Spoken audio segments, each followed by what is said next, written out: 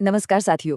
EMRS female staff nurse का exam हो चुका है और अब सबके मन में बस एक ही सवाल घूम रहा है, कट ऑफ कितना जाएगा। तो आज हम इसी का पूरा एनालिसिस करने वाले हैं, ये समझने के लिए कि आपके स्कोर का आखिर मतलब क्या है। तो सबसे पहला सवाल, क्या ये परीक्षा जितनी उम्मीद थी उससे कहीं ज्यादा मुश्किल लगी? अगर एग्जाम देकर ऐसी फीलिंग आई तो आप अकेले नहीं हैं। सच तो ये है कि ज्यादातर कैंडिडेट्स को पेपर टफ ही लगा है। तो चलिए अब इस फीलिंग से आगे बढ़कर हम डेटा की बात करते हैं। देखते हैं कि असल में आंकड़े क्या कहानी बता रहे हैं। ठीक है, तो चलिए पेपर को अब सेक्शन बाय सेक्शन तोड़कर देखते हैं। ओवरऑल अगर बात करें तो पेपर को मॉडरेट से टफ की कैटेगरी में रखा जाएगा। और हाँ, खास तौर पर नर्सिंग बैकग्राउंड की स्टूडेंट्स के लिए ये थोड़ा और चैलेंजिंग रहा। सबसे पहले आते हैं जनरल अवेयरनेस पर। इसे मॉडरेट से टफ माना जा रहा है। क्यों? क्योंकि इसके करंट अफेयर्स के सवालों ने सच में सबको सरप्राइज कर दिया। ये सेक्शन वाकई मुश्किल था। अब बात करते हैं रीजनिंग की। देखिए, ये सेक्शन मॉडरेट था, मतलब ब्लड रिलेशन और सीटिंग अरेंजमेंट जैसे सवाल बन तो रहे थे, लेकिन दिक्कत ये थी कि ये टाइम बहुत ज़्यादा ले रहे थे। इसके बाद आता है कंप्यूटर नॉलेज, जो सच में एक राहत की सांस जैसा था। पूरे पेपर में ये एक सेक्शन था जिसे हम आसान से मॉडरेट कह सकते हैं। स्कोर करने के लिए काफ़ी अच्छा पार्ट था ये। और फिर आया मैथ्स, यानी क्वांटिटेटिव एप्टीट्यूड। इस सेक्शन ने तो कह सकते हैं सबके पसीने छुड़ा दिए। ये पेपर का सबसे हार्ड पार्ट था, इतना कि 15 से ज़्यादा सवाल अटेम्प्ट करने वाले कैंडिडेट्स ढूंढना भी मुश्किल था। लैंग्वेज कॉम्पिटेंसी यानी हिंदी और इंग्लिश की बात करें तो ये भी मॉडरेट से टफ ही रहा। खासकर नर्सिंग कैंडिडेट्स के लिए ये एक चैलेंज बन गया, क्योंकि आमतौर पर इस सब्जेक्ट पर उतना फोकस नहीं रहता है। तो पेपर मुश्किल था, ये तो क्लियर हो गया। लेकिन, और ये बहुत ज़रूरी बात है, यही मुश्किल पेपर एक सुनहरा मौका भी हो सकता है। चौंक गए ना? चलिए देखते हैं कैसे। सबसे पहला और सबसे बड़ा कारण है कंपटीशन का कम होना।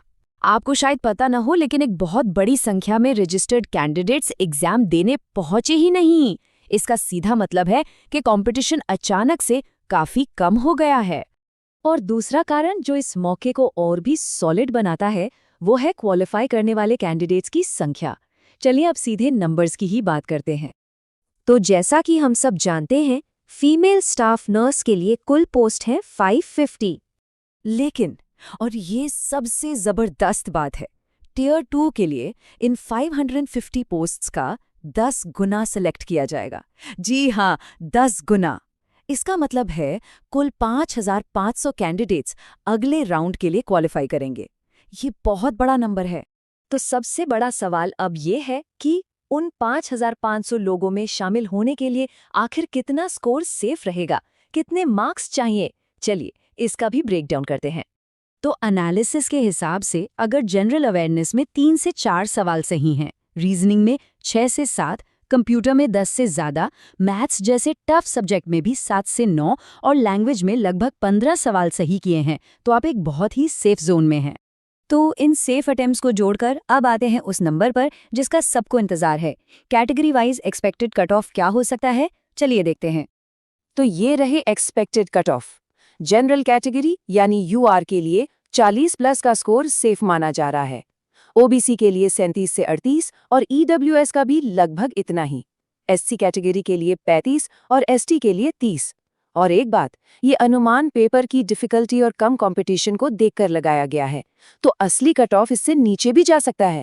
तो अगर आपका स्कोर इन नंबर्स के आसपास बन रहा है तो अब बिल्कुल भी इंतजार नहीं करना है। अब वक्त है टियर 2 की तैयारी में जुट जाने का।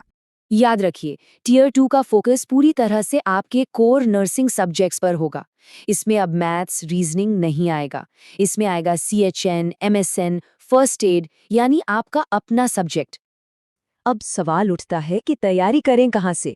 तो इसके लिए भी कुछ बेहतरीन रिसोर्सेज रेकमेंड किए गए हैं। जैसे मेन बुक के लिए मिशन परिचारिका 2.0, प्रैक्टिस के लिए mission old paper 4.0, test series के लिए mission high nursing notes app, और अगर गाइडेंस चाहिए तो टियर 2 बैच के लिए भी दिए गए नंबर पर संपर्क कर सकते हैं।